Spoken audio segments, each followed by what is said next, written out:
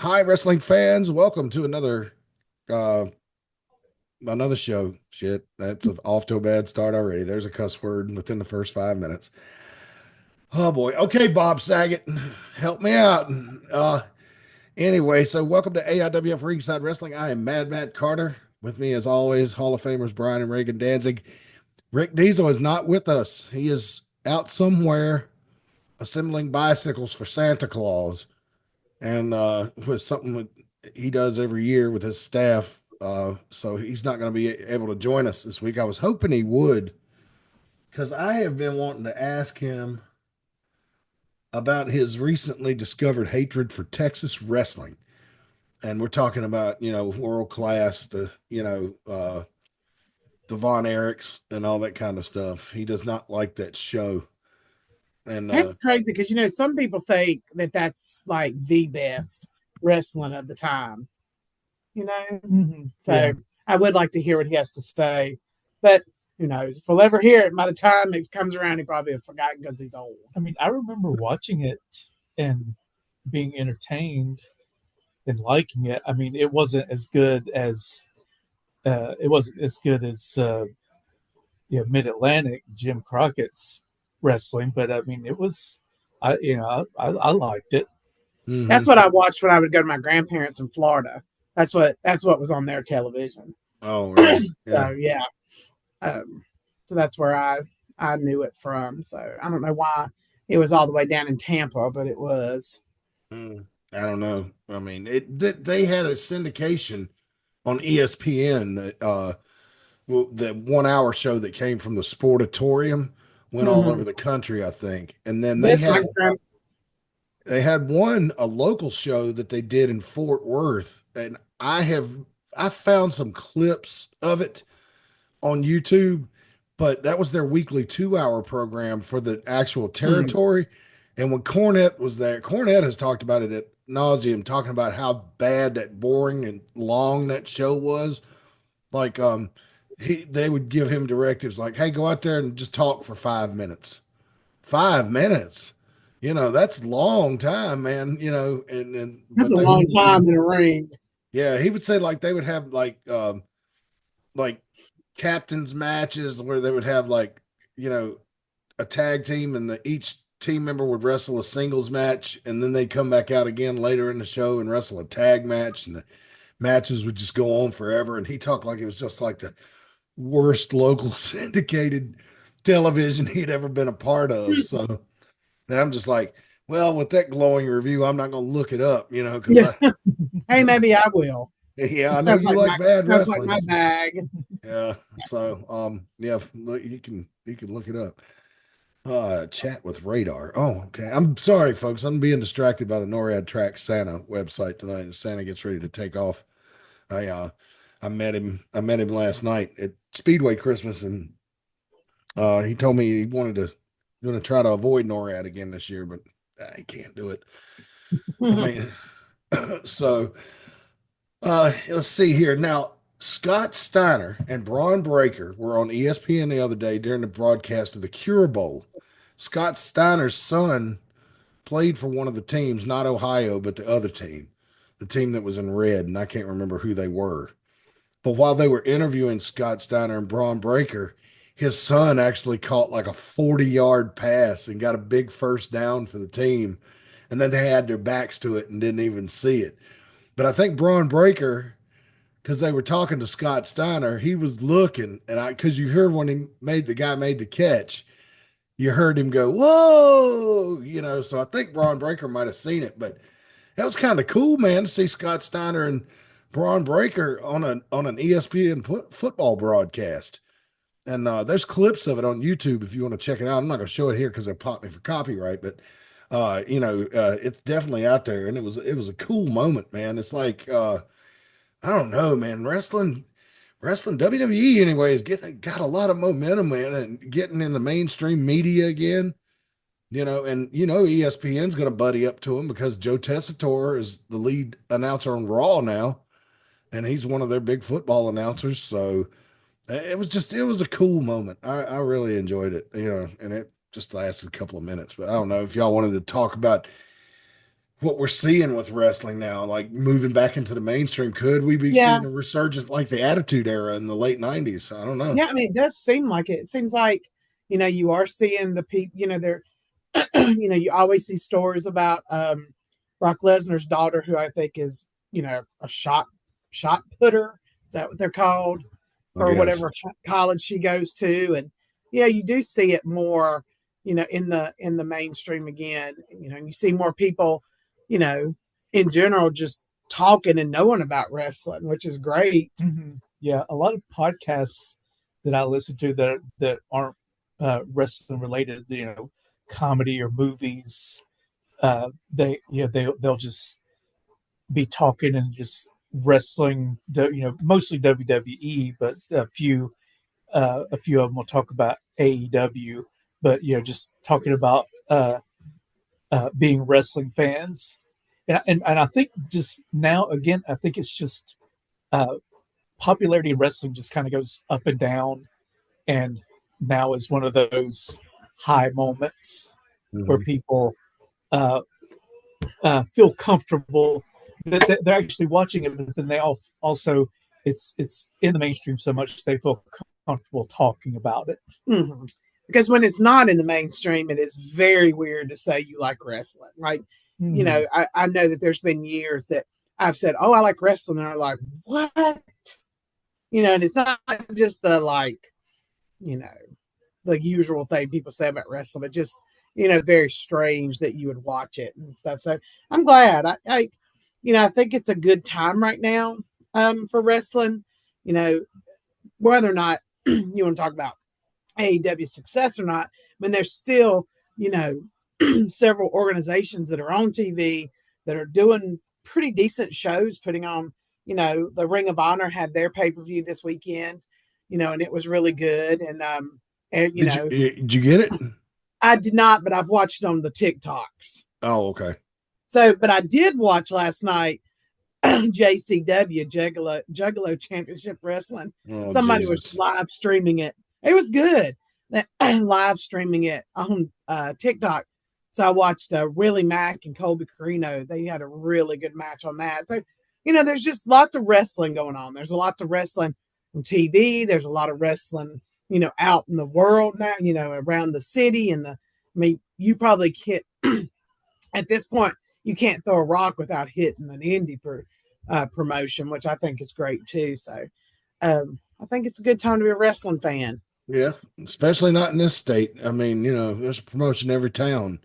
Mm-hmm. I mean, it seems like, except for Concord, we don't have one right here since old school went out of or SWAC, they called it, and went out of business. And that's unfortunate. They drew some pretty good crowds down here. Nice people that ran the promotion too. So it'd be good if Well, they could get it going again. and it'll probably be just a matter of time before somebody fills that void. Well, some promoter made a mistake of running a show at Cabarrus Brewery and booking Joey Ryan on the card. And I have a feeling that if he came and did that dick spot inside Cabarrus Brewery, the management decided that they were not going to have wrestling back there again ever. And that's Mm-hmm. unfortunate Mm-hmm. because, that would have been a good venue. I mean, a brewery, come on, man. Uh, the beer's right there. I mean, it's all there. You can't drink them Mm-hmm. out. Yeah, Uh, but you yeah. never know. You can always, um, you know, there's always places to have wrestling. So, but I mean, I have fun.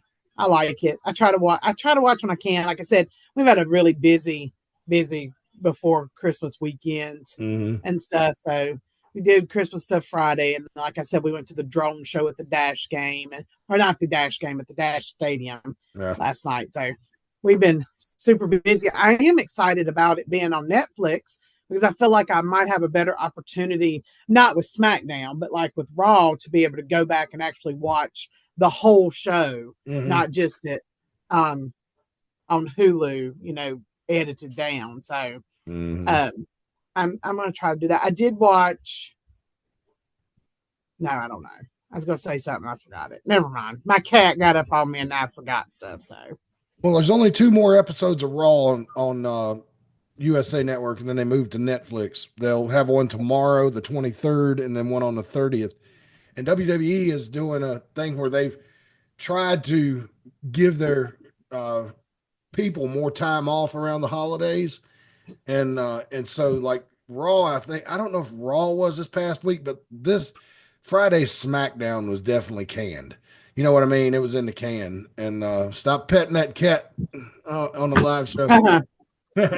Just mess with you guys. That was my child's arm came through. Yeah. People might like to see the cat, man. You know, anytime we used to take it Star News, sometimes Bob would bring his dog Buddy down to the studio. And if we put Buddy on camera, the phone lines would blow up. People love seeing the dog. And so I think I'm having some latency issues. Yeah, my internet connection is unstable. Yeah, and I'm looking at like it's frozen on Facebook. Is it? Yes. Yeah. Like it's just us. Yeah, it's pretty bad. Nah, not much I can do about it now. I've shut down every application I had up. The only thing I didn't do was restart right before we went on the air, and I thought I'd be fine because I restarted earlier this afternoon, but evidently not. So we were going to wait, there it goes. There it goes. It's back. We'll try to soldier through. I'm sorry, guys. I did pay the internet bill. I promise. You know, I have to because my livelihood depends on it. So I think I'm gonna start bringing this cat to wrestling. It kind of sits on my shoulder like Jezebel's rat. You'll you better enjoy it now because once they get bigger. He's again. Oh, I see what she's going after. She's going after my hat thing. All right, Serafina, come on. All right, go lay down. Yeah, go do cat things. Mm-hmm. I don't know. I feel bad because I told Brian, I was like, I can't even discuss any WWE stuff because we've been so busy. I haven't even been able to look really. You hadn't missed much. They're just doing maintenance to get them to the first of the year, honestly. They did have a funny bit on SmackDown. Johnny Gargano was wrestling one of the Motor City Machine Guns this past week on SmackDown because, Gargano and Ciampa switched heel on him and caused them to lose the tag team title, and so now they're embroiled in this feud, which is great because I've never seen a team from the Indies come straight to the main roster and be shoved to the top of the card like Motor City Machine Guns. Yeah, they are. I mean, if you've been following them, they are spectacular. They're good. They should have been on the big show for like years. Well, they were plagued with injuries a lot. Yeah, I think that's something that really held them back. One would get injured and be out for a while, then the other one would get injured. Mm-hmm. Because I think one of them was Alex Shelley, I believe, was out for a really long time for an injury. It was, people maybe thought that he wasn't ever going to be able to return. But it's good to see them back. Yeah, Alex Shelley was the one wrestling him. He was the one wrestling Gargano, and it was a great match. But the one thing that happened during that match that just distracted me from it was Corey Graves all of a sudden started reminiscing about the Indies when he was in Cleveland with Johnny Gargano and the Motor City Machine Guns at the same time. And Michael Cole was commenting how Johnny Gargano had been telling him earlier in the day about their history in that Cleveland promotion. And Corey Graves lost his mind. He goes, you know what Johnny Gargano didn't tell you about that promotion? Yeah, Johnny didn't tell you that I was the champion there. He didn't mention that, did he? And he said, Johnny used to invite all the boys to stay at his mom and dad's house after the show so they wouldn't have to drive back home so far. Not me. Not when I was there. I had to drive all the way back to Pittsburgh. Johnny Gargano's a little twerp. You can't trust him. He's no good. He just railed. And he didn't rail for just a little bit. He railed. They went to break, came back, and he started again. My gosh. You have got, if you can, go out of your way to watch that match from this past Friday's SmackDown. It is hilarious. Well, I hate to tell him, but if he's inviting everybody but you, more than likely you're the problem. It's not him.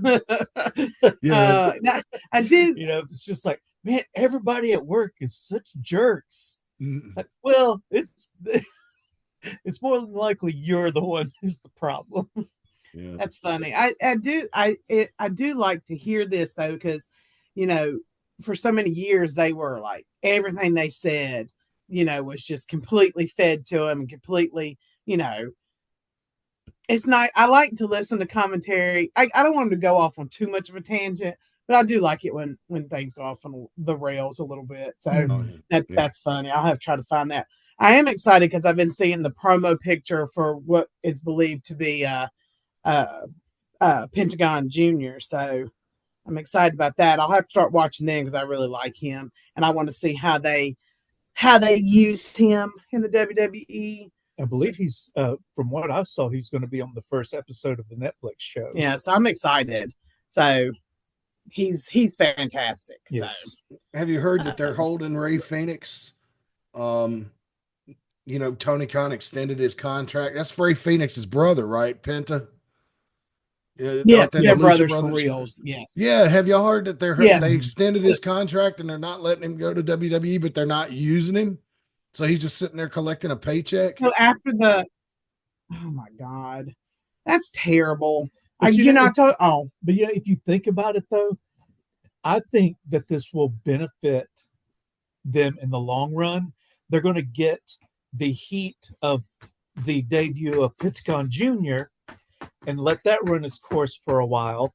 Mm-hmm. And then they're going to get a whole new bump when his brother finally comes. So, whereas if you had introduced them both at the same time, you're kind of going to get the same level of excitement.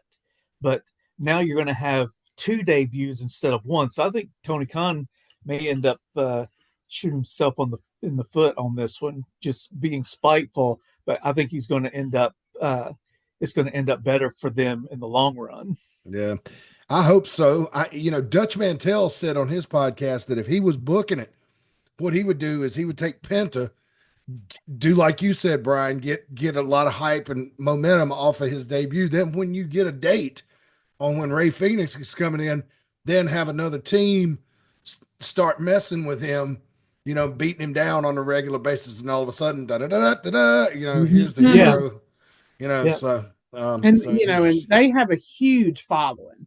Like, they're very, very popular, and they're, I'm excited because I really like them. So I'm hopefully, they'll come in and make some waves. Yes. Make some money. They deserve that. Make some good money, make some decent money, and not. This is some of the things that Ray Phoenix is saying online though on Twitter about, the way he's been treated and some of the words he's used that I've heard quoted, and I don't follow him, but saying that, complaining about the working conditions and all that kind of stuff in AEW, like, dude, you're getting paid to sit home and collect a paycheck. I would be careful if I was saying that kind of shit, because if I'm in WWE, I'm like, God, man, this dude's whining about being able to sit home and collect a check. I know he wants to work, but shit, is he going to come here and when something doesn't go his way, get on Twitter and just blast us? No, I think they'll look at it as this is making Tony Khan look really bad. Mm-hmm. And this is going to rile up all those people who hate. I think he is playing it exactly like he should. And I think it's going to make it's exactly what WWE wants Tony Khan to look like, like a jerk. Yeah. Like it's not a better place to go. Right. Yeah. And that's going to make guys from the WWE who's thinking about jumping ship, that might make them think twice. It's like, yeah, maybe if you're a huge star, they'll treat you. It's like the WCW thing. If you're a huge star, then yeah, you get the star treatment. But if you're not, then you're treated like dirt. Mm-hmm. Mm-hmm. I think it plays right into that hatred of AEW, to be honest. Because it's funny that you mentioned that. Do you know that they're not called the Good Brothers and WWE, what are they called? The Gallows? Luke Gallows and I call them Jesse and Festus 2.0, but that's not their correct name. When I was reading recently about their contract, and their contract has a big, huge thing about them just sitting home and getting paid. as their new in their new contract. So are they with AEW or are they with WWE? They're with WWE. Okay, you just don't see them that much right now. Yeah, Is one of them hurt or something? No, I think they don't have to like it's something weird in their contract about not having to wrestle all the time but still getting paid. And I don't know how they did that, but more power to them. Yeah. Well, I mean, there's some guys that both promotions, there are guys that they pay so they won't go to the other promotion. Mm-hmm. It's like we're just going to pay you to sit at home, and that sounds good. But if your dream is to be a top pro wrestler, and some of your prime years are just sitting at home, that's not a good thing for you. Mm-mm. No, you're never going to main event WrestleMania sitting at home. Right, exactly. Like, so I don't know. Like, I don't know.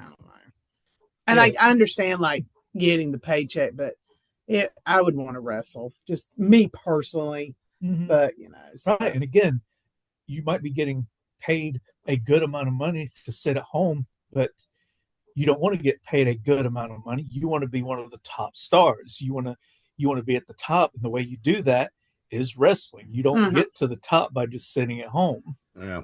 Another funny thing that happened this past week, I don't know if you guys saw that AEW ran the Hammerstein Ballroom for Collision last night. It's good visual, man. The place looked pretty full.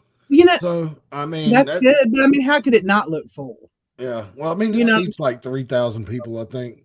So because Ring of Honor was there too for their pay-per-view, which I can't remember the name of their pay-per-view, but I was looking at what it looked like in it, because I was thinking, like this is where AEW should step back just a little bit. And I've said this in the past, like just start going to some smaller venues and just build yourself back up. I mean, TNA did that; they backed off and ran in little bitty places, and then slowly have gotten back up to a third level indie. You know what I'm saying? Like, or not indie, like promotion, like a bigger promotion and stuff. So, because I was also talking to Brian, like, how is it that Ring of Honor can be? Because I watched some of the stuff. I didn't buy it. I said I watched on TikTok, but like, how is it that their show is so much better when Tony Khan runs it too? Like, I don't understand how that happens. I don't understand it at all, because I was watching clips and videos of their matches and stuff, and it was really good. And I'm like, I don't know. It's just strange that AEW can be so terrible. But the other thing, I guess Ring of Honor doesn't really have all those old guys like hanging on for dear life with their career in AEW. I know that Chris Jericho was on that show, but like, I don't know, maybe that's not the difference. Maybe that's the difference and stuff. I don't know. Well, I think it's just that Tony Khan has his hands in AEW. I don't think he does the same with Ring of Honor. I think he wants to own Ring of Honor to say he owns it. I think he just, I don't know for sure, but it just seems like that's one of those things where he lets them just do their thing. Maybe that could be it.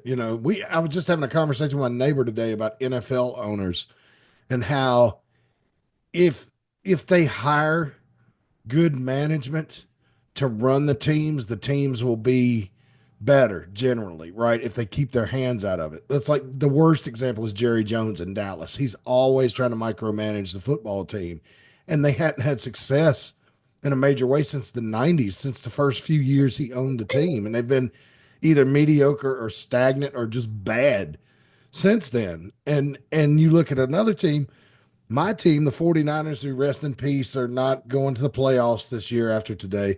But when Jed York took over that team in the early 2000s, he was trying to run it because he loved football, right? He loved it. He was like, oh boy, now I own the 49ers, because they had to transfer ownership from the guy that owned it in the 80s to his sister, who was Jed York's wife, so on and so forth. But when he finally got the message that he figured out that he didn't know what he was doing, and he hired John Lynch to come in there as the GM and run the team, everything got better. So maybe Tony Khan just is letting somebody else book Ring of Honor for, like you said, Brian, and he's staying out of it, and that's why it's a better show. I don't know. Yeah, because to me, I mean, again, I don't know. Uh, he could have his hands in it, but it just seems like not that he thinks it's beneath him, but I think he just is more concentrated on AEW than the smaller promotion of Ring of Honor. Well, AEW is not the only thing owned by Shad Khan that's fallen apart this year. Talking about football, the Jaguars, boy, what a bunch of bums they were this year. They've only won 3 games. They may have won today. I'm not sure. I'd have to check the scoreboard.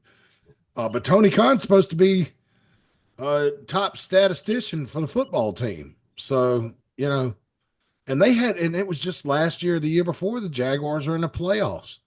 So I don't know what's going on over there. Maybe they're all overworked. I don't know.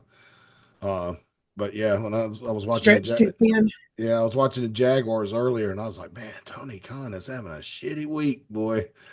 But his weeks are still 1,500 times more profitable than my week. So no, hey man, as long as the the Jaguars are selling tickets, more power to them, man. I'd love to own an NFL team. The first thing I'd do if I owned an NFL team is hire a damn GM and tell the other owners, I don't know what the hell I'm doing. I'll just go up here to the owner's box and be quiet.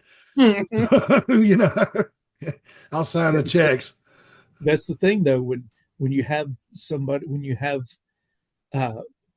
a billionaire owner, they think, well, I like football, so I will know what to do. It's like, no, you don't. Just because you like it doesn't mean you know how to run a team.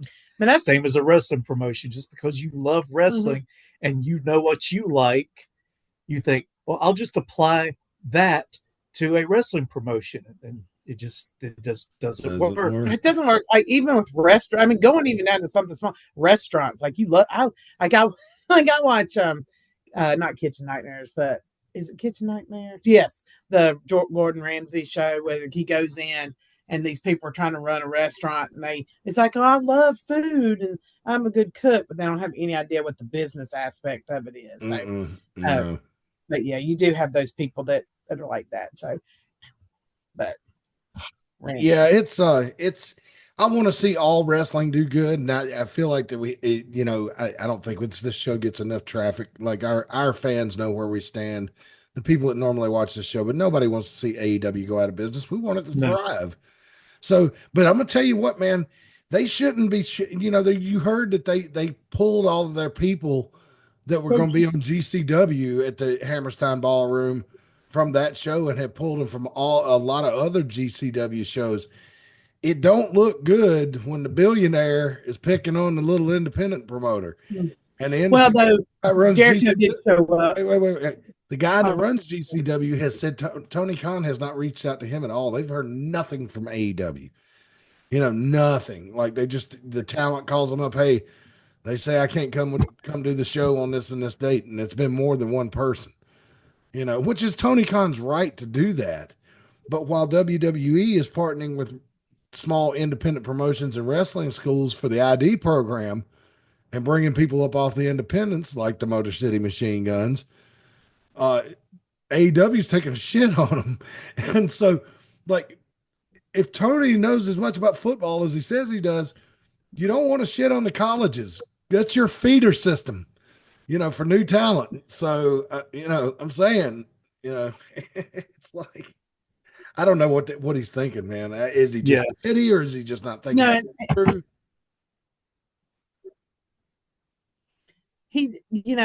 I'm sure. I mean, I don't know. We talk about this all the time. It's just the ego. But you're right. You don't want to shit on the people that are going to feed into you, and stuff. And you just don't want to make yourself look like the bad guy. I mean, look how. I mean, during the darkest times of WWE, everybody was looking at Vince as a bad guy, so you don't want to be the bad guy of wrestling unless he's like, hey, I've got my opportunity now to be controversial now, and I can be the controversial owner. Who knows? Who knows with people like that? Like, Well, he had the you know, Young Bucks pile driving last summer, and they never followed up on that. I just saw somebody talking about that online. You're right. It's like, what is the point? And now I think the Young Bucks have come back, and they're supposed to be good guys, but like no real reason. So well, that's like MJF and Adam Cole.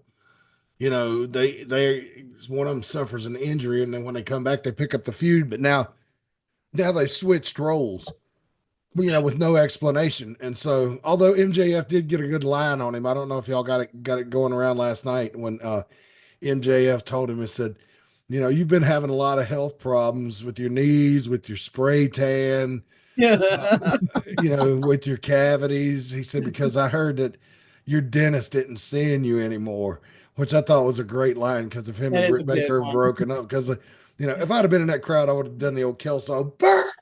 You know, so, hey, talk about somebody that they killed.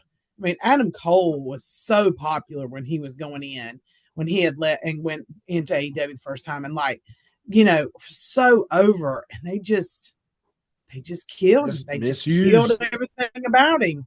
They don't know what to do with people over there, man. I have a confession to make, though. I watched Dynamite this week. I did it because I was in Martinsville handling family business, and it was at the hotel, and there was nothing else on Wednesday night. And most of it I didn't give a shit about, but I did get to see Darby Allin against Ospreay. And y'all are, I must be having internet problems because y'all are choppy. Yep, my internet connection is unstable. It says. You did. Yeah. You are. Sorry, guys. Hopefully YouTube can clean this up. Was this the one? They were doing Continental Classic matches. Their round robin tournament. Yeah, I'm just being quiet now because I'm waiting for the lag to go away. Am I there? Yeah, you're there. Oh, okay. I was like, I can't. That was why I was talking over you, is because I couldn't tell when you were done talking and when you were just like buffering.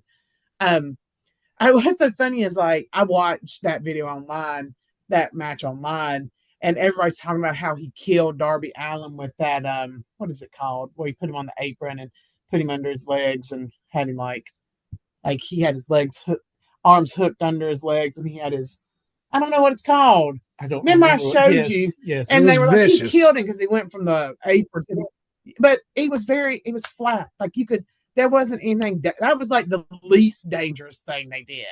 It's not like Darby Allin doing his coffin drop onto the apron and bouncing off like a rag doll. So. You know, the thing about that match was like the moves were entertaining. They were doing a lot of cool moves to each other, but like Darby Allin, as small as he is, being able to muscle around a guy like Ospreay. And Will Ospreay's, you know, considerable size bigger than him.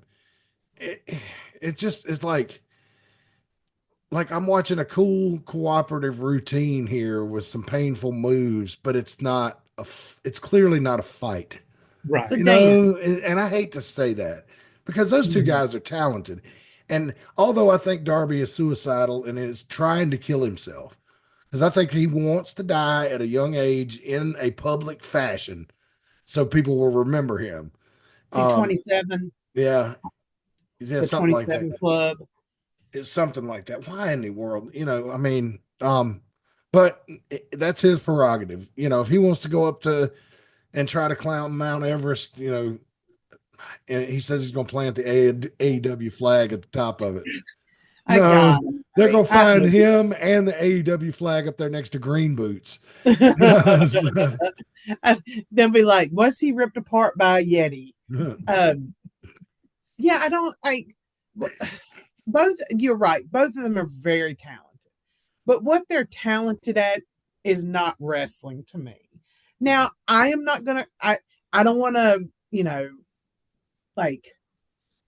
Yeah, I know what you're saying. Like people like that, right? There's a new style of wrestling that some people are really into, and I'm not saying that it's any less valid than any other kind of wrestling.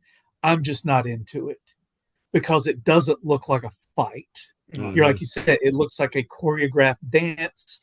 And if you're into that, that's fine. There's nothing, I'm not one of those old guys that's not wrestling. What I watched was wrestling, because that's been happening since wrestling was invented. Yeah. Like the guys 10 years before are saying, those guys today, what they're doing is not wrestling. They're not in just black trunks doing amateur moves on each other. That's not wrestling. He's coming off the top rope. That's not wrestling. I mean, that's been happening, for the whole time. And I don't want to jump on that bandwagon, but I am going to say that certain style I don't find it entertaining. Because you watch old ECW and they do some crazy high flying stuff. Super crazy, and Tajiri, gosh. Yeah, and Rob Van Dam, Lance Storm, all those guys were doing these crazy high flying stuff that was looked complicated, but it looked like a fight. It didn't look perfect. They weren't hitting exactly flush, and you could see the impact, and it didn't look like the guy was just standing there waiting for it. I will say the thing that irritates me the most about those matches is the superhero landing. Do you know what I'm talking about? You just have to watch it. It's when they're done. They go on one knee. They go on one knee and put their fist down, like a superhero landing. You would just have it. You don't watch it as much, but that people do talk about that. Like they'll finish their sequence, and then both guys will do that superhero pose and stuff. You might just when I see a wrestler do that, I'm thinking that Roman Reigns is loading up the Superman punch. Yeah, well, this is because that's what he does. Yeah, it is. But he's doing it as he's getting ready, like loading up and getting ready, like the tuning up the band kind of a thing. But this is like they both do 3 flips and then land at the same time, and they both do the land on their knee and put their fist on the ground. Well, and at least Roman Reigns is quiet about it. I remember being younger and watching Shawn Michaels, and he started stomping and Matt warming up for that super kick. And one of my friends goes, "What the hell, is he stupid? The other guy's going to be able to hear that." Like that. And then he hits the super kick, and I was like, evidently not.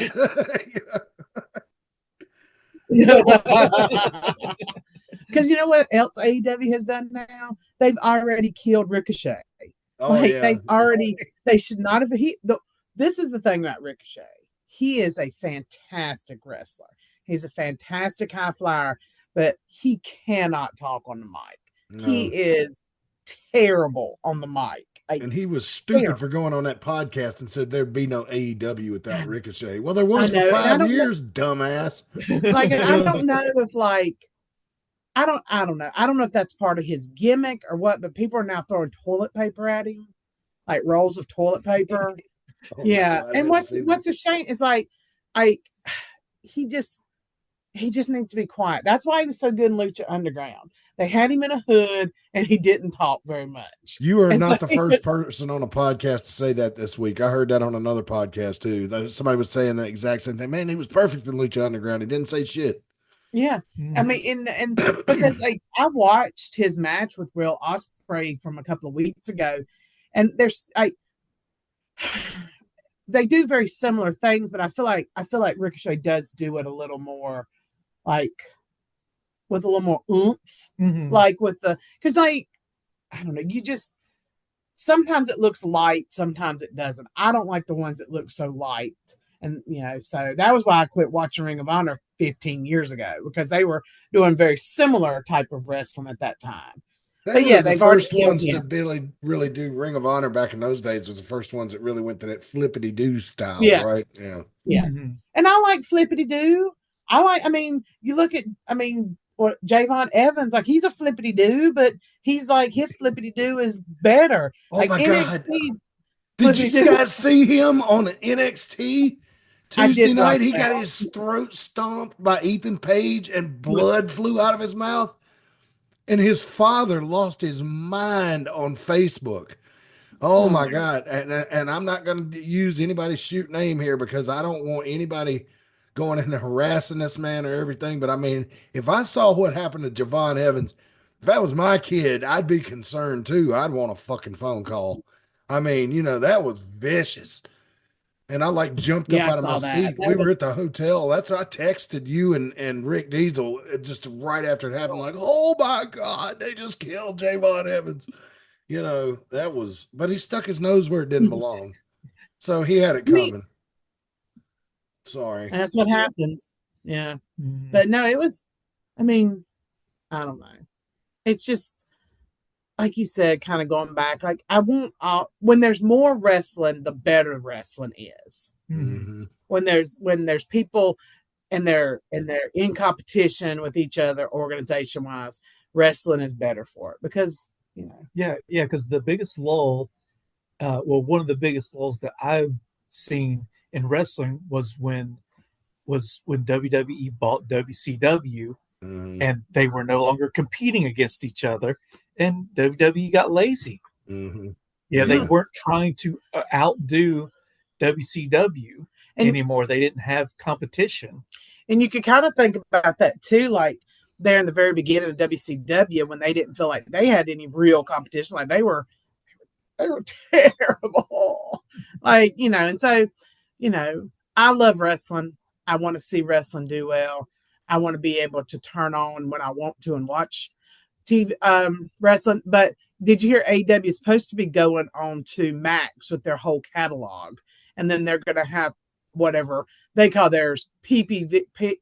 You'll be able to get their pay-per-views at a discounted rate. Really? Max. Yes, yeah, that's what they're saying. But we'll see. I got on a string, whatever you call it. You know what? On Twitter, when somebody posts something and everybody else starts commenting, a thread, and so somebody was posting about that. After the first of the year, it's going to be on Max and all this kind of stuff. And I asked a question. I said, "Are the pay-per-views going to be on there? And if they are, will you have to pay an additional fee for that, or will it be included?" And nobody answered me. So that's I had read that they were going to be. Yeah, we'll see. I had read that they were going to be like that's a discounted. So we'll see. I mean, hey man, if they put them on there and it's no additional cost, I don't know. If they put them on there and there's no additional cost, man, I will totally check out the pay-per-views more because the only one I've ever bought is the Sting one, and I've still got that Sting's last match, and I've still got that on my DVR. And so, and I don't want to get rid of that because, it Darby Allin jumps through a plate glass window on that show and sends glass flying out into the crowd at the Greensboro Coliseum, which I thought was, at the time, was the dumbest thing I'd ever seen. But then I got this clip, which might be the dumbest thing I've ever seen. Let's thank you, Reagan, for sending me this. Let's just take a look at this. Oh, that did not go well. Let me see if I can add some sound. No sound yet. Hang on. No. That's all right. I'll share it again. I got to click a couple of extra buttons here. Where is it? Share sound, optimize for video sharing. Let's try this again. Young man pulls his pants up. Yeah. Who was in the whistle?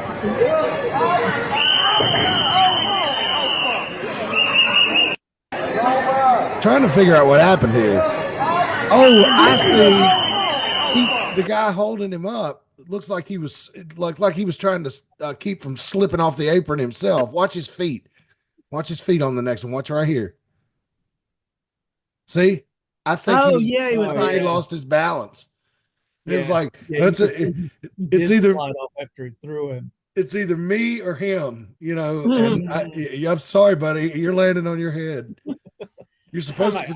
You don't need to be wrestling anymore, pal, because that is not protecting your opponent. And it's like, God. It's like the one part that did hit the board was his head. It would have been better if he had missed the board completely. but he managed to hit his head on it. Yeah. Oh my God. I mean, it's just, Well, it slowed him down, Brian, right? His head hit the board and slowed his body down. Yeah. Yeah.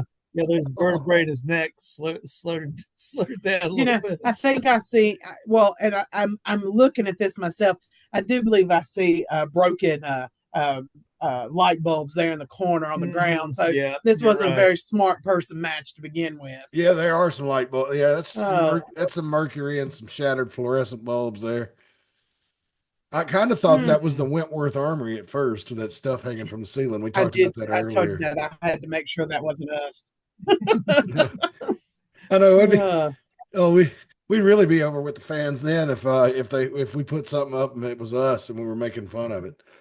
You know. Look at these bunch of idiots. Well, that's 2005 at the Wentworth Armory. That's blah blah blah blah blah blah. Look at that Oh, idiot. my Who is God. that? Oh, wait a minute. I'm sorry. I think that's me. Mickey Fulp. I'm sorry. That hat is Bobby Dalton wants me to say Merry Christmas to my AIWF family as I recover from COVID. Okay, so Bobby's got COVID. All right. Sorry to hear that, Bobby. Get well soon. Yep.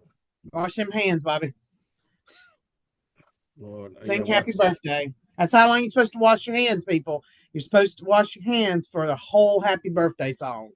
Oh, okay. So you sing happy birthday. I figured 20 seconds is long enough, but I don't know. Well, they say it is about 20 seconds. The first line. Yeah. Yeah. Oh, so you learn something new every day. But I know. Get your health stuff from here. Ooh, Yeah. my talk bad. Me talking bad today.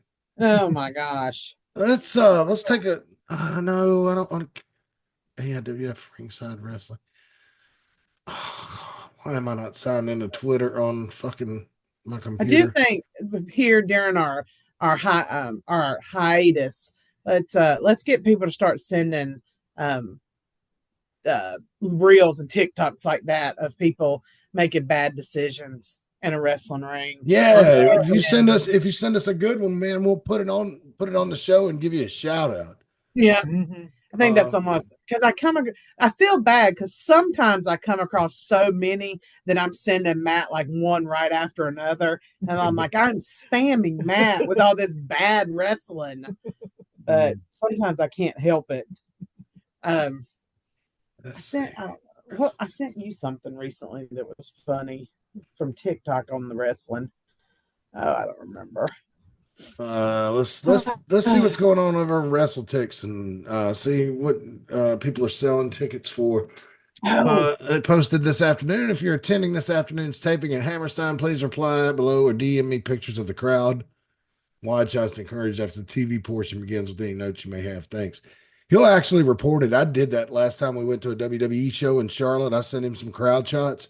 I don't know if he posted them on Patreon. He didn't use them on Twitter. But I told him that this concession staff told me that they were out of everything but popcorn and bottled water when I went up there the last time, and they said that it had been the biggest crowd at wrestling that they had seen in years, and they really were not prepared for it. They had less food than they needed. And I reported that to them, and he put it on Twitter. He said, "No."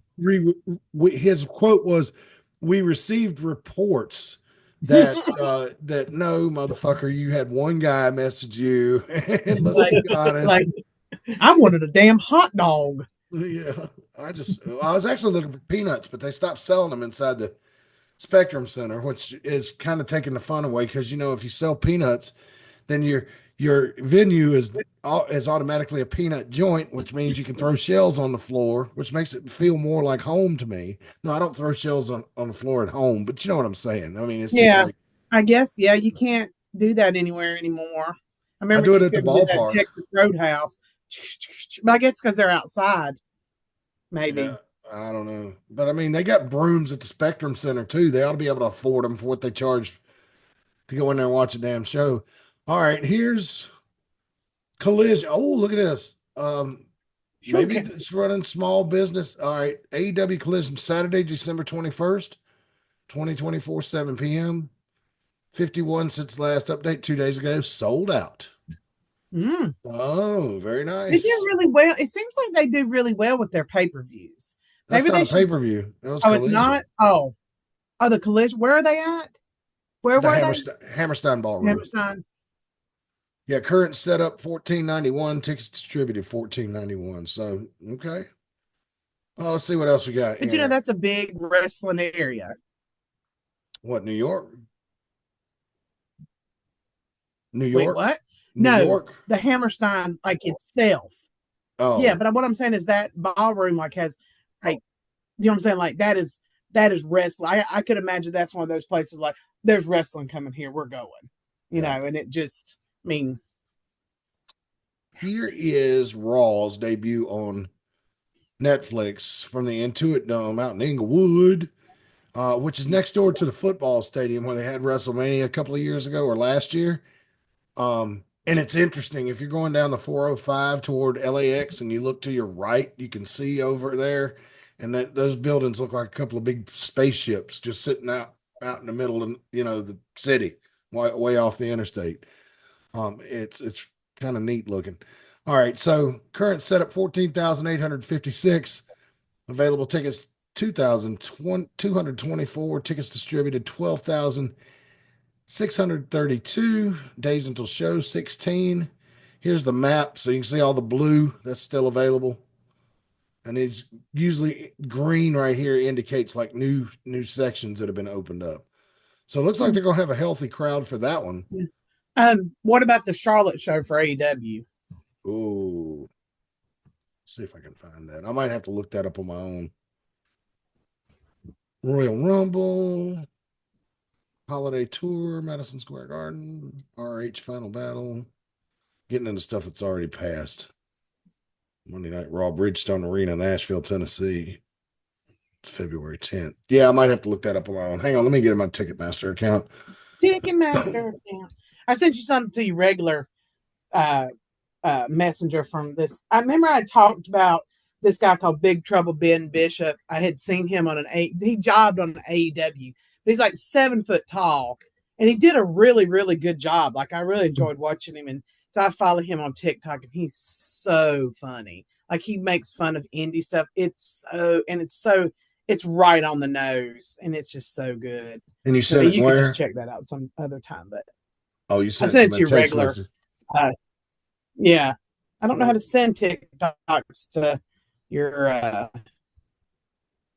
Facebook Messenger. It's taking. I know I'm having internet trouble tonight because But it's yes, taking Ticketmaster forever to load. Hey, wrestling fans, just wanted to let you know real quick. The fan cam footage, the AIWF fan cam footage from Deal with the Steel of the main event is up now on the Ringside Wrestling channel.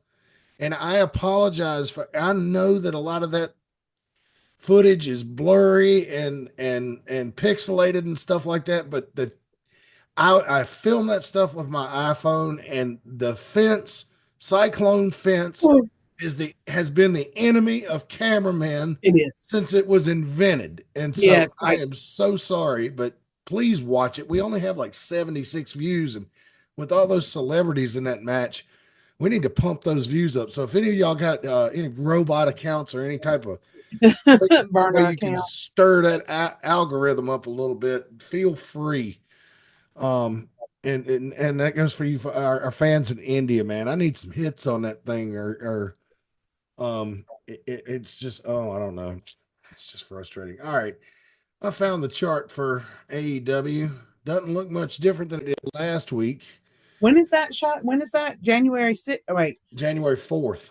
January 4th. Yeah, not next Saturday, but the one Can after you that. switch Okay, to where do y'all want to start? Yeah, can what you just section? switch to the map part, not the? Well, I have to zoom in and I have to pick a section. Where would you like me to start? Let's start with like just D. D.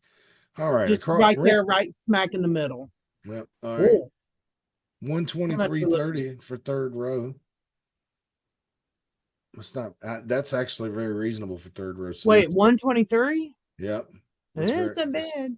Weren't they more expensive when we looked last time? We didn't look in this section. Now We look didn't at look at this this resale. Yeah, good luck, jackass. I hate those. I wish they would not let them do that. This is my old person rant. I want to go back to the days where you spend the night in front of the Coliseum and you get in line to get your ticket, and the first 10 people got the best seats. You know, that's one thing I hate about technology now. Like, I just hate it. That's my old person rant.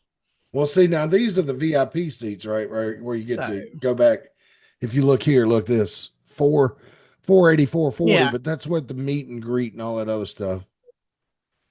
Bunch of socially awkward people meeting a bunch of wrestlers. I'm sure that's just, oh, look at that. Third row. I was not me and my friends were not socially awkward, and we love to meet wrestlers.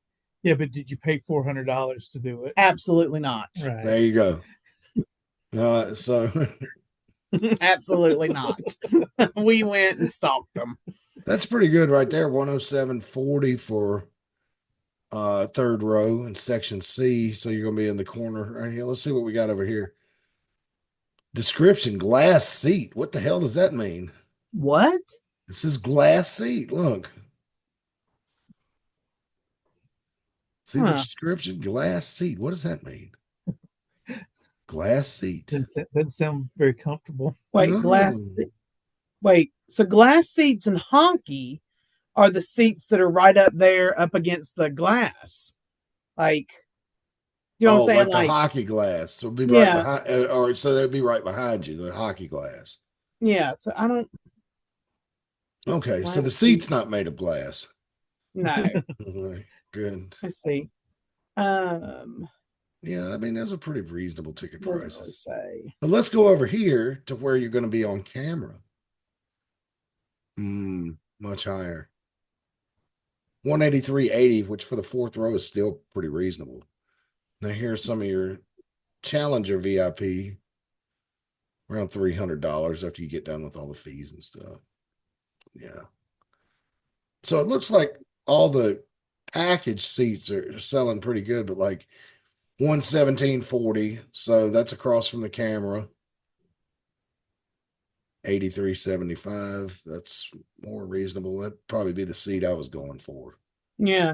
Right there. Because honestly, even at this Coliseum, because the way that the angle or the degrees of the way the bleachers go up toward the ceiling, these are the entrance doors, right? This is where you walk in from the mezzanine or the concourse area and come into the arena.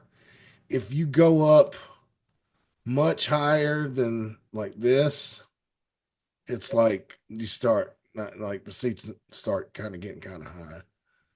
Let's see, 90.25. That's pretty good. That's decent. Still, it's a lot for AEW. I mean, these are like WWE prices. And I just don't think that one is in the. I don't think they're one and the same, man. You know, it's not the same quality of show. 83.75. So the people that want to get on TV obviously are going to pay more to be shot directly across from the hard cam, and that's what all those seats are. Because see, your hard cam is going to be in this section. So, and nothing on this side's for sale. See, if I zoom so they're still just only doing half of the arena. Well, they killed this town, and I was at the show that they killed it at because they had the first battle of the belts here, and so that we were sold on the premise that like okay, this is going to be like the old Florida battle of the belts, and there's going to be some big matches on this. And we get there, and there's one match that's really good with Dustin Rhodes and one of the young guys. And then after that, it was just like the rest of the hour was like, I mean, not good. Rio was in one of those matches. It was like 3 matches, and they finished with Battle of the Belts. And then they taped like 2 straight hours of what was the YouTube show they used to have? What was it called? Dark. I think it was Dark. Dark. Yeah, I think it was just Dark. I think that's just what it was called. And it was a bunch of squash matches. Mm-hmm. And Janky looked at me and she goes, I don't ever ask me to come to this again. And I was just like, oh, okay, because when I ask her to go to WWE, I'll get a slight eye roll, but a yes quickly, and but no, she won't even think of watching AEW. And if I hadn't have been at the hotel last week, if I try to put my TV on AEW while she's awake, she doesn't want it on there because she didn't want our household to be associated with any type of ratings for AEW. I mean, she would she did not have a good time that night. Although she said that the Bojangles Coliseum was a lovely building, and and it was nice to go in there and look at it. But could she have done the same thing during business hours for free? And my answer was Yes. yes. Just to ask him to, can I go inside and look at the arena? I hear it's real pretty in there. Yeah, come on in. You know, because they'll Didn't you let say you. that's why they ran out of Bojangles? Huh? Yeah, that's Did not they their. Yeah, but ran we out were of the just coming out of the pandemic, so they get a pass. Oh, But it was kind of weird. You're at the Bojangles Coliseum and the Bojangles runs out of food. It's just like, but coming out of the pandemic in 22, I went to my brother-in-law and my nephew and I went down to Atlanta for the NASCAR race. And let me tell you, folks, the Atlanta Motor Speedway is not in Atlanta. It's an hour down the road in Hampton. But we went down there and they ran out of Coca-Cola. And I actually sent the Speedway a letter, not a handwritten letter, but I sent them a communication. And I said, the absolute last thing I ever thought that would happen in Atlanta, Georgia, was that somebody would be out of Coca Cola. Are you kidding me? It is your hometown. How did this happen? and everybody. I mean, that's Like, crazy. like, Um, and I was like, and I know you can't say you didn't anticipate this crowd, and I know damn well Coca Cola is not having trouble distributing anything. As a matter of fact, when the water shortage started happening during the pandemic, they doubled their efforts to make sure that bottled water was going everywhere because everybody was panic buying. All the beverage manufacturers did a great job after the first few weeks of the pandemic because they knew people were panic buying and keeping water in the stores. And so you cannot tell me there's a good reason somebody fucked up. That yeah. doesn't just happen by accident. No, Somebody's like, that is a clearly a fuck up. Because I well, mean, you it's you not only like they need to don't send know us how. 600 cases, only send us 600 cases. Yeah, but you normally order 1,000. Are you sure? Well, you. Oh Lord. I mean, I don't know. Right. And it's not like it goes bad. Like, I mean, for a long time. Yeah, It's not like it has a 2 week shelf life. yeah, yeah. It's If not you have some milk. left over, you can use it for the next one. Yeah, I mean, it Right. will go bad. I think that a Coca-Cola employee told me that you don't want to keep it no more than 6 months because then the quality starts to drop off pretty quick. But That's still a really long time when you think about it. Exactly. yeah, yeah, yeah. Well, beer's the same way. It's like I tell people sometimes when it's like, why oh, you shouldn't eat canned vegetables. Well, I buy canned vegetables not because I want to eat them all the time. It's because they're loaded with preservatives and they'll last forever. That's why you buy canned vegetables. I mean, and I say as a joke sometimes to people, I'll be like, "Oh yeah, you should get that. It's loaded with preservatives, and it means that you can keep it forever." That's what I mean. You're going to need that during the apocalypse. So. Exactly. Yeah. People talk shit about preservatives, but during the zombie apocalypse, you'll be glad they're there. Yes. Yeah. Man. So anyway, that's about all I got. Mm. It's WWE's kind of just like I said, they're trying to just nurse the show home until we get to the new year, and then they'll get it revved up and get ready for Royal Rumble, and then on to WrestleMania. There's going to be another Saturday night's main event in January, in San Antonio, Texas. So that'll be something to talk about. The Royal Rumble will be something to talk about.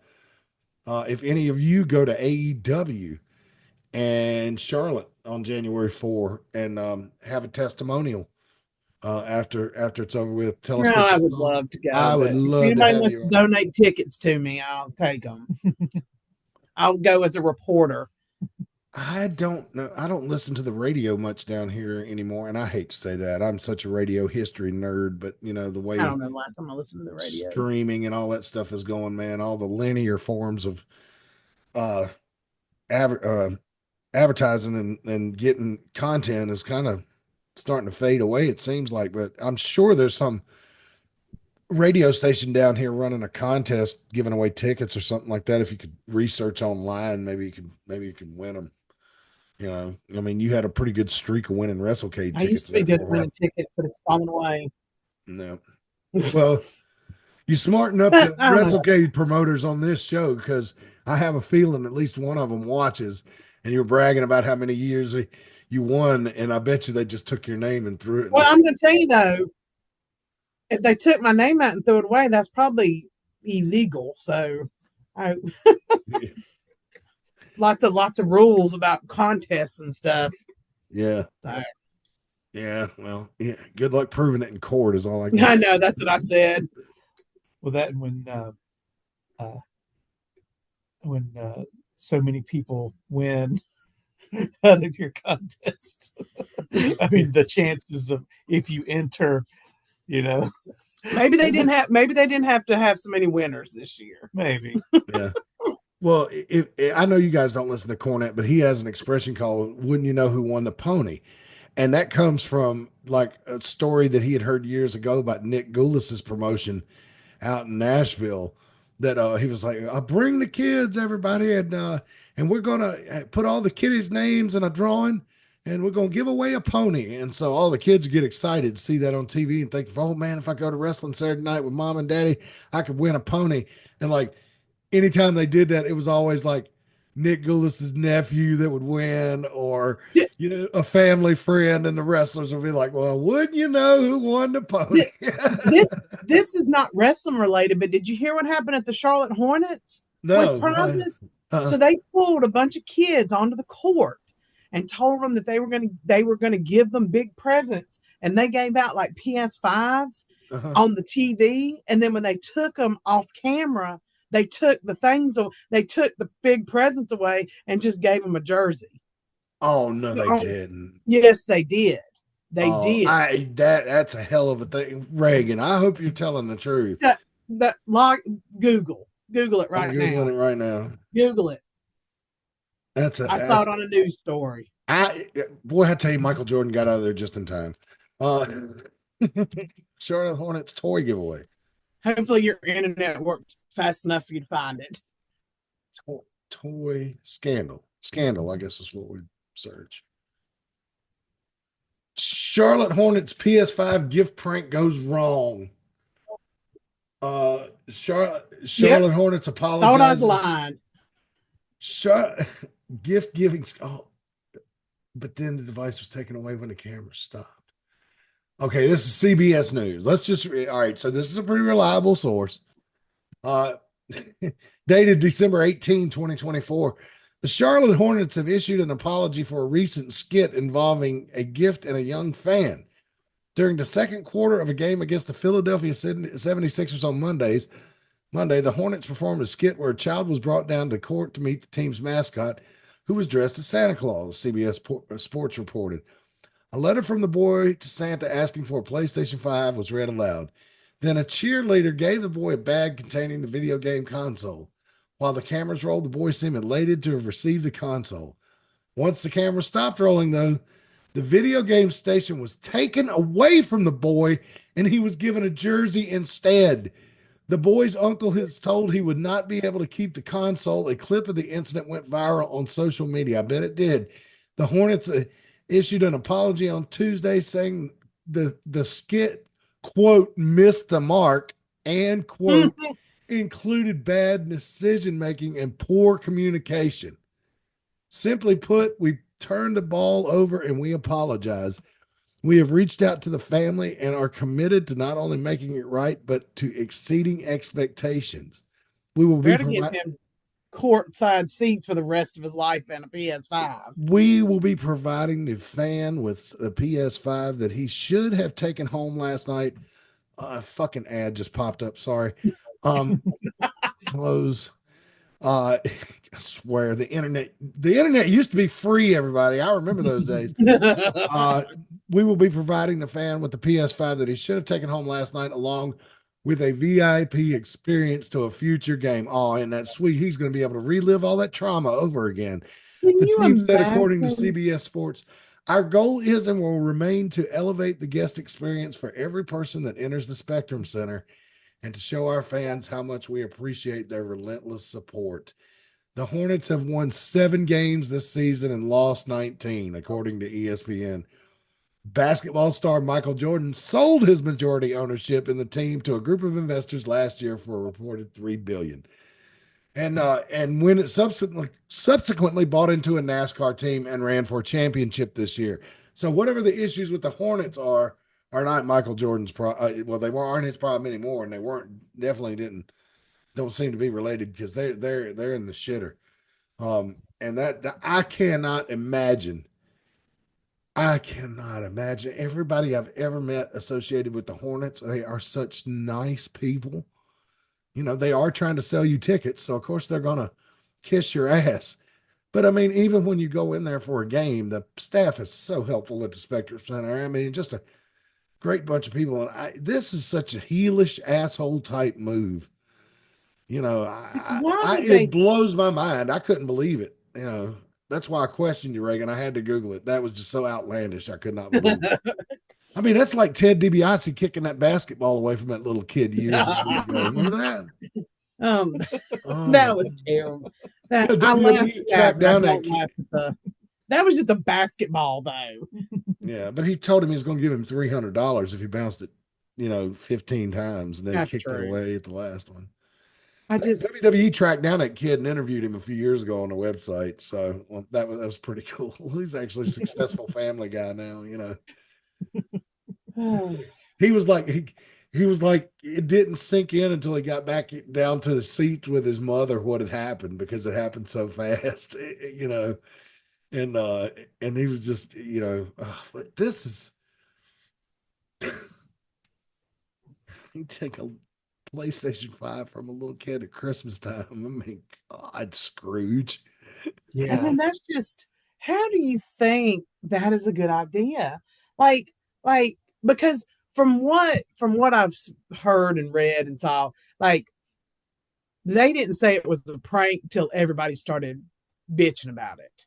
Like, this is what they came up with after everybody was dragging them on the internet about what happened. And then they released it was a prank that went bad.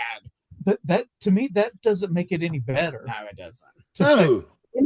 We meant to do that. Like, we thought this would be a good idea. Like, I would say it was a miscommunication.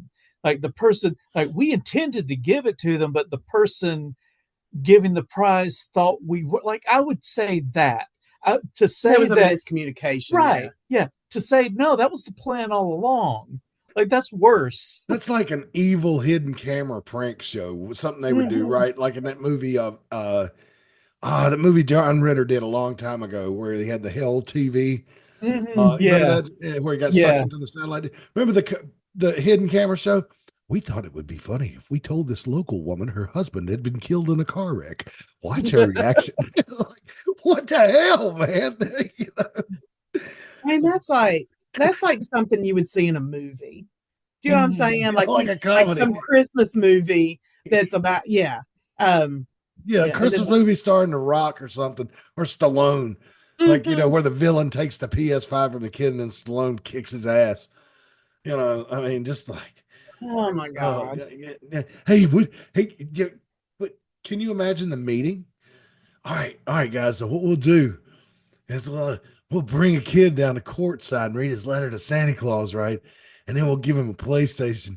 Then we'll take it away and give him a jersey. Wouldn't that be hilarious? The crowd will eat that up. Like those commercials, like we switched this person's coffee with Sanka, and like that's an old school throwback. Oh yeah. Yeah, I mean, I'm thinking of the Chris Farley bit, where he like just goes off the deep end.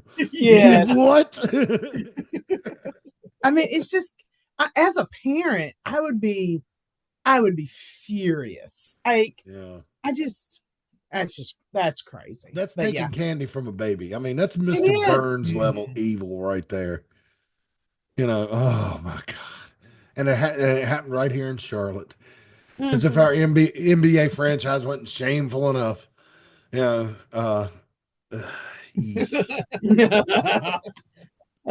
I want to do my civic duty since I moved down here and pull for the Hornets. Merry And Christmas. I want to do my civic duty since I moved down here and pull for the Panthers and pull for the Hornets. But when you pull a stunt like that, it makes it really hard. You know, I mean, Jesus. Right And here, what could be a VIP experience with them now? Like, you know what I mean? Like, what would be VIP with a team that's so terrible? Well, they sell seats, those courtside seats where you're actually sitting down from the team, like your feet, the chair like is the Jack on Nicholson chairs. Yes, it's on the wood. Your chair is on the wood of the court. And I see people with little kids down there holding them in their lap all the time. And I am just scared. It always worries me to no end that one of those big basketball players is going to trip and fall into one of those people and hurt an old man or hurt a little kid or something like that. I wish they would not sell those. I know they make a lot of money. I mean, I know they make a lot of money, but God, I mean, at some point, you know, and besides, you're 7-19, so you know. I know we were going to be looking into, like, they have a thing that for my shoot job where they award the people I work with for doing stuff. Anyway, they award students. Like, you can sign up for a thing. I don't remember what it is. It's like an incentive thing. And then you're supposed to get something from them. And like, well, how can you trust them now? Like, you know what I'm saying? Like, right. I know they wouldn't do anything like, but would they? I mean, that when you do something and they're like, oh, this is the Charlotte Horner blah blah that incentivizes children to read or behave or whatever, and then they get like, that looks really bad when you already have something where you're supposed to be for kids. So Merry Christmas from the Charlotte Hornets. Yeah, no kidding, man. God. But that's similar. But I'll tell you something. Like, they gave us food vouchers one year for being season ticket holders at Charlotte Motor Speedway, but they forgot to tell the vendors they gave them out, and so the vendors weren't taking it because it would look like play money to them. And so I complained to my ticket lady. I was like, "Don't give us freaking food vouchers. Just make the race tickets a little cheaper." But this was nothing like that. That was an accident. This was intentional, and so it's bad. Yes, pure evil. Oh Lord, bad Hornets. First, you take away my peanuts, but that wasn't enough. I'm a grown adult person. That's all right. I understand you didn't like sweeping up peanut shells every night, but to take away a PS5 from a child at Christmas time is a whole new level, man. And it's not like it's not like they gave them something that had the same value as a jersey. Do you know what I'm saying? This was a PS5 and it was like all the stuff. So it was probably $1,000 worth of PlayStation stuff. And then, like, here's a jersey. So, and they said the kid took the jersey and took it, and did, I mean, what else is he going to do? He's probably shocked. Yeah, he's probably stunned. I mean, it's the way the Hornets are playing. I mean, I know he was standing there in front of a crowd of hundreds. So I mean, just turn on the games on TV and look at the empty seats. I mean, I ain't gotta. It's just it. When a team's playing that bad, they don't draw. I mean, they just don't. But I'll tell you what, though, if you're a basketball junkie, now's the time to jump on it. Call them up and tell them you want a 10-game package. I'll bet you get tickets for next to nothing right now. That's the way to do it, man. Buy in bulk, to buy those 10 or 20-game packages, and it's actually affordable if you do it that way. And they'll let you make payment plans, so you ain't got to pay it all at once. So, but I will warn you, if the Charlotte Hornets get your telephone number in their computer, if you're not buying tickets, they will call you every day for 2 years, just about. So that's I know from experience. They are wonderfully friendly people, but they are desperate to make a sale. And I mean, come on. Tell you what says I'm desperate to make a sale more than taking away a PS5 from a little kid at Christmas time.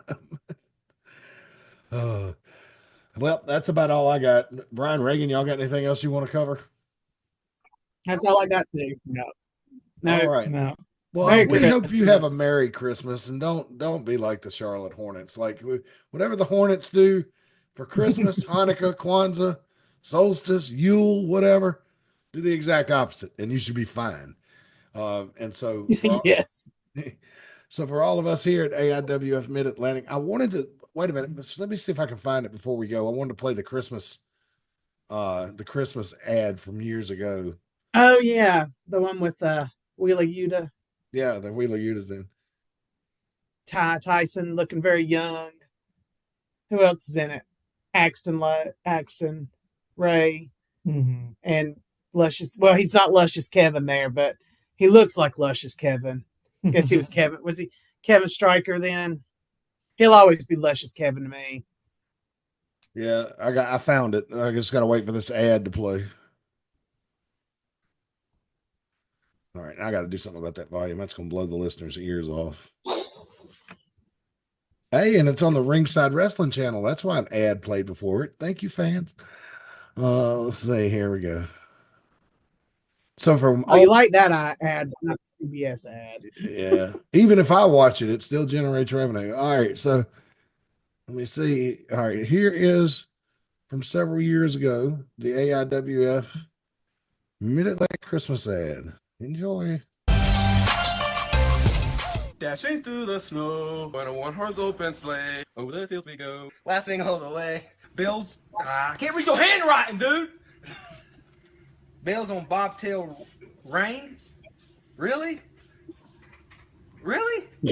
What's that say? Making spirits bright. Oh, what fun it is to laugh and sing a sleigh song tonight. Oh, jingle bells, jingle all the way. Oh, what fun it is to ride in one horse open sleigh. Hey, hey, jingle bells, jingle all the way. What fun it is to ride on a one horse open sleigh. Ah, this is dumb! Merry Christmas, ladies, from the AIWF Mid Atlantic. Oh,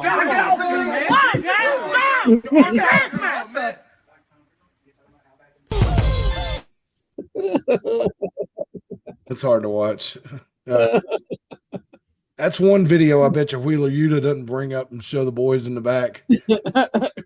Oh my gosh. Hey, Mox, come over here and take a look at this shit. I'm just shocked at the amount of people that didn't know the words to Jingle Bells. Well, I couldn't tell if Ty Tyson's problem was he didn't remember the words to Jingle Bells or he couldn't read. The handwriting seemed to be an issue, which tells me that Rick Diesel probably wrote that sheet. You know, Rick Diesel used to make my announcer cards and sometimes I would struggle, you know. So it's not that his handwriting is messy. It's just mine's messy, but I can read it. You know what I mean? Because it's mine. You know what I'm saying?